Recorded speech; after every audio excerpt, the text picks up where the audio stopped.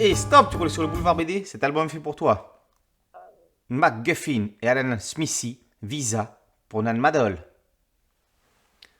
Mars 1968, à Phnom Penh, au Cambodge, la guerre civile fait rage entre le gouvernement et les Khmers rouges commandés par Pol Pot. MacGuffin et Morrissey s'installent dans un petit hôtel miteux. Le soir, alors qu'ils s'entretiennent dans un bar avec un indicateur au visage irradié par les essais atomiques, ils se trouvent piégés par les Khmers rouges qui les enlèvent.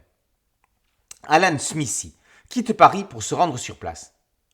Dès son arrivée sur les lieux, il est capturé par la CIA, qui n'aime pas que l'on se mêle de ses affaires. Il en faut plus pour l'arrêter.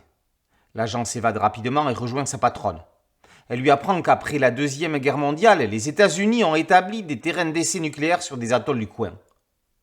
Depuis 1954, il y a eu plusieurs accidents qu'ils ont tenté d'étouffer.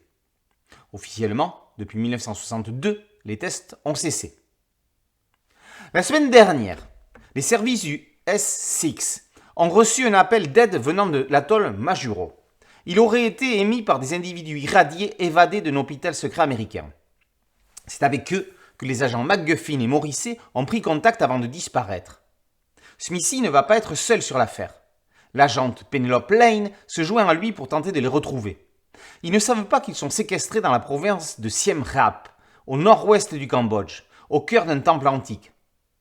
Entre les Khmers rouges qui veulent prendre possession du pays et la CIA qui s'acharne à dissimuler les problèmes liés aux essais atomiques, les agents du S6 réussiront-ils à sauver leur peau et à déjouer le projet Brooklyn ? Entre James Bond et OSS 117, la série de Guylain Duguay et Michel Viau rend hommage au cinéma d'espionnage des années 60.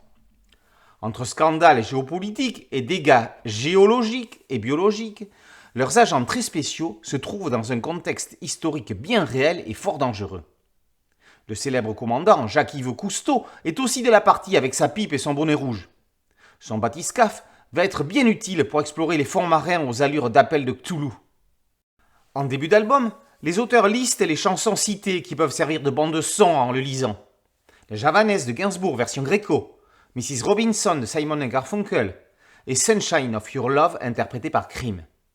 À cela, on ne peut s'empêcher d'ajouter Itsy Bitsy Teeny Weeny Yellow Polka Dot Bikini, popularisé en France en 1960 par Dalida. Avec MacGuffin et Alan Smithy, les auteurs québécois Viau et Duguay prouvent qu'on peut faire du blockbuster en bande dessinée. La bande dessinée francophone outre-Atlantique est en grande forme. Heureusement qu'il y a des éditeurs comme les éditions du Tiroir pour nous le faire savoir. MacGuffin et Alan Smithy, tome 6, Visa pour Nan Madol, par Viau et Duguay, et paru aux éditions du Tiroir. Boulevard BD, c'est un podcast audio, un site dédié et une chaîne YouTube. Merci de liker, de partager et de vous abonner. A très bientôt sur Boulevard BD. Ciao.